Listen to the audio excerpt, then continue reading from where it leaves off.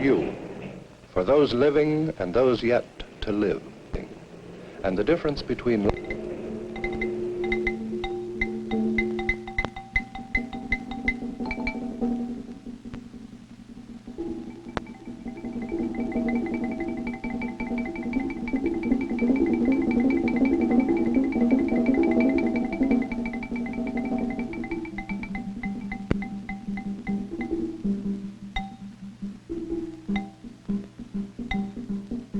underground, we survive more than we live.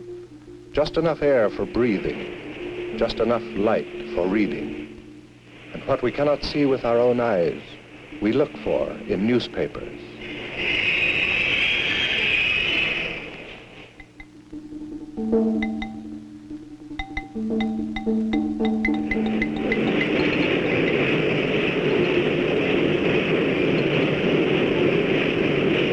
Riot and revolution, threat and counter-threat.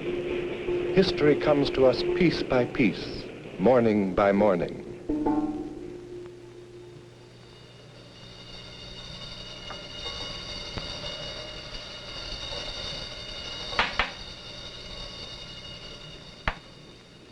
Atomic age, Cold War, balance of terror. Can we accept the fact that this is a battleground, that we are the soldiers, we are the targets?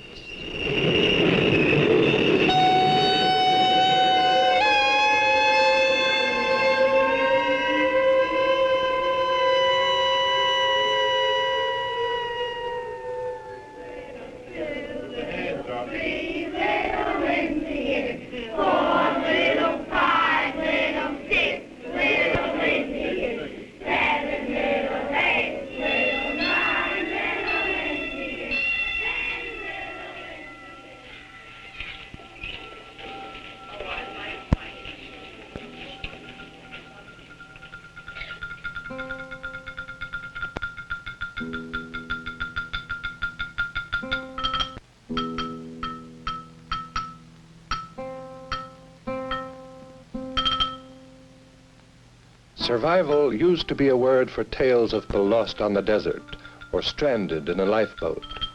Now survival is a matter for lunch hour tours.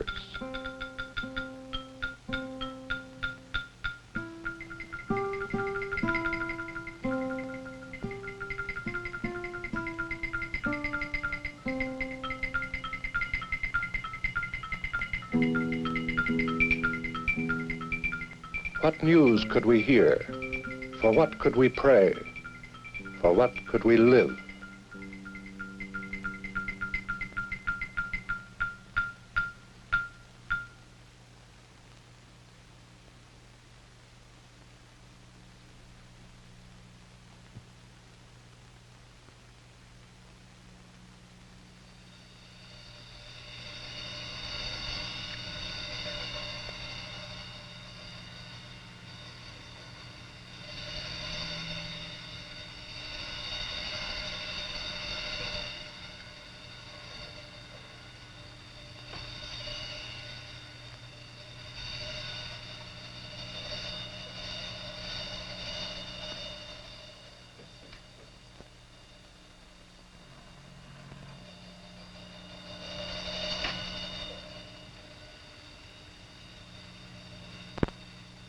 We call another people atheistic materialists, and yet we produce more for the man who has everything than for the child who has nothing.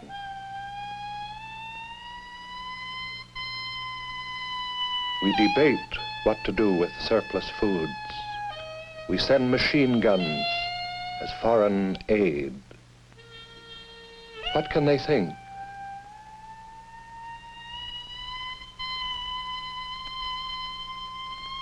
We, they,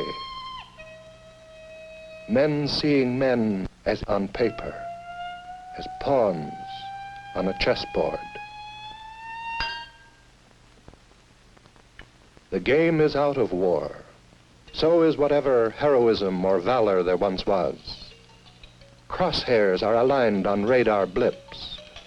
Buttons are pushed from underground centers. Such mechanisms require mechanical men.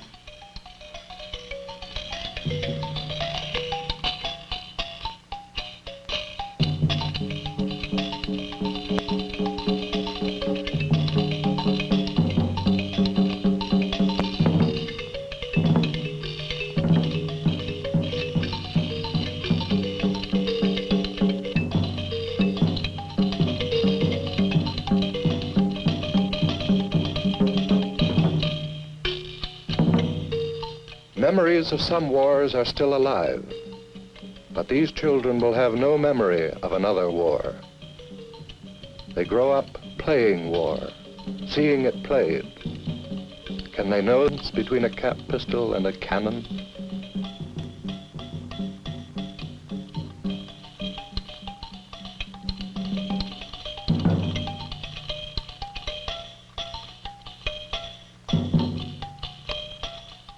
In the blindness of fear, we are invading our own streets. We are contaminating our own sky. And we are setting 1,000 fuses to the earth.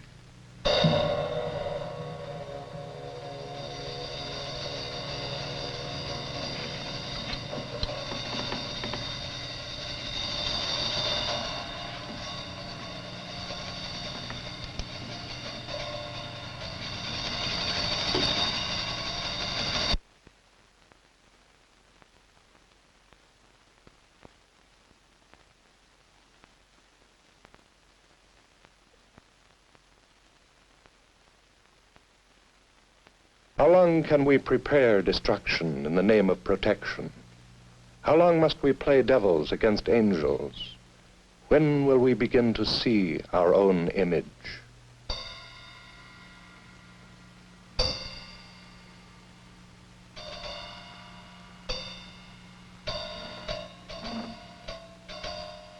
The Easter cross is sold in chocolate form. The weapons of death are displayed in public parks.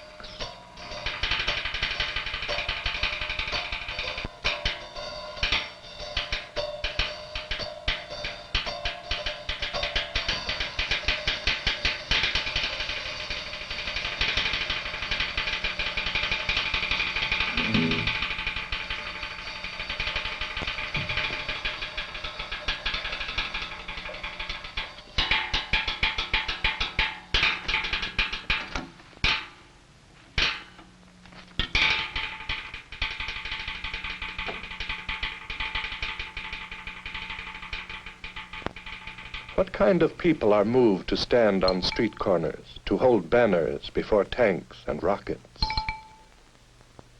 Cranks and crackpots, idealists and do-gooders? Sometimes, but sometimes not.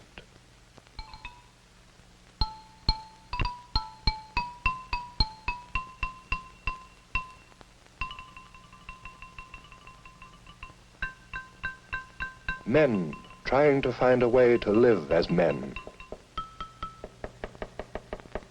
Women trying to find a future for their children. People who read the same headlines, but ask new questions.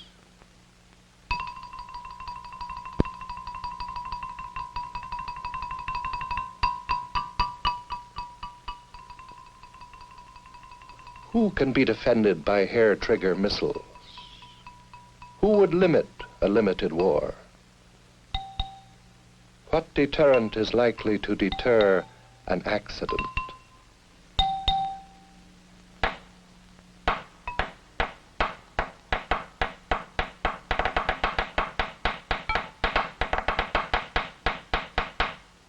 Which way is sanity?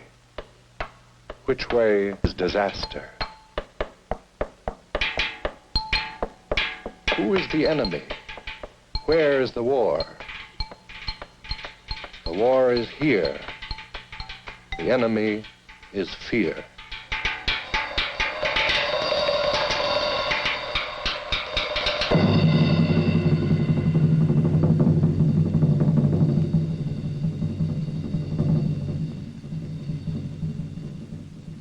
How many people can be killed in one day?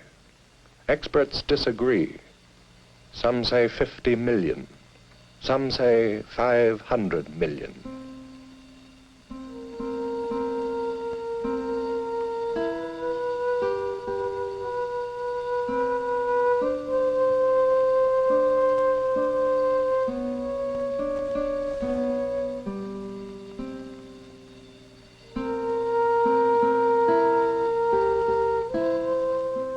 Destruction of cities has not begun, but the seeds of growing things are already affected. Milk, teeth, bones, genes.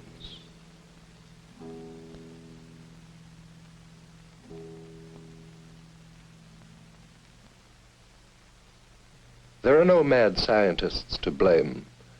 The madness is in using science and education as weapons. Are we surrendering freedom in the name of its defense?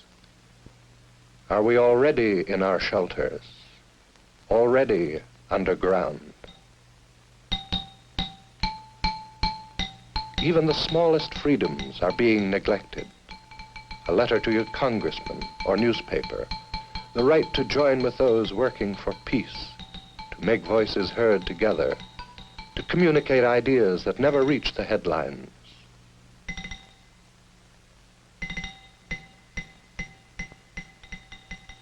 Memos to write, pamphlets to read.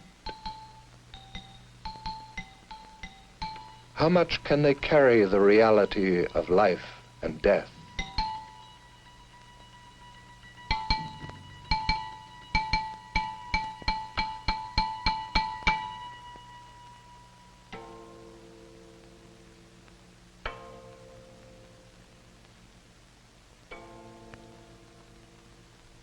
Minds cannot contain all of a dilemma.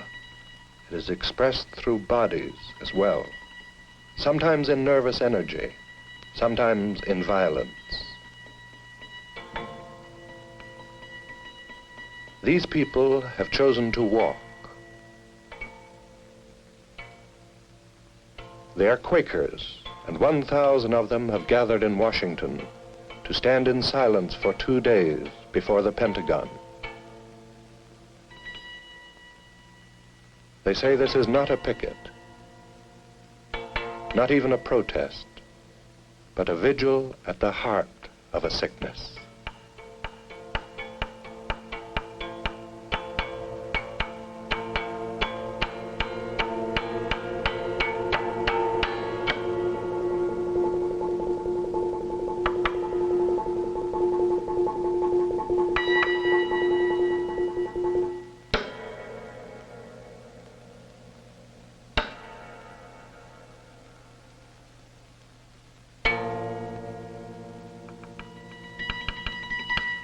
Gandhi said, "Those who say that religion has nothing to do with politics do not know what religion means."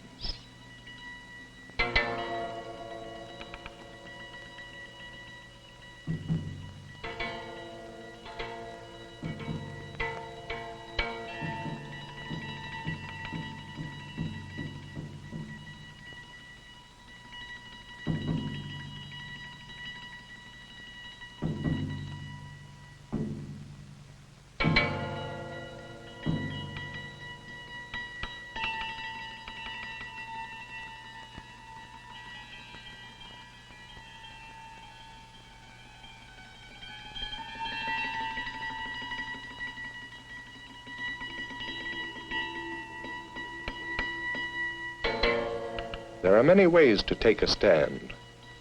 Some public, some private. Some from reason, some from faith.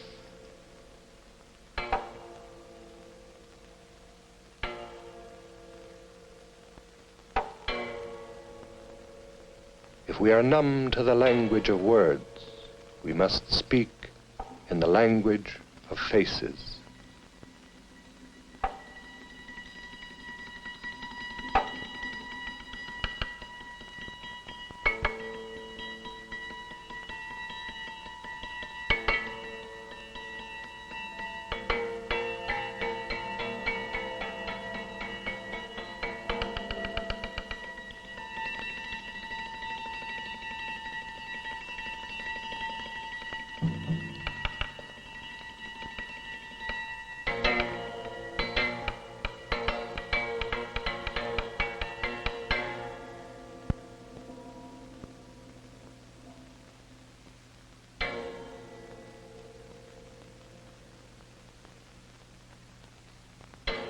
We have been trying to live without pain, and so we have begun to exist without feeling.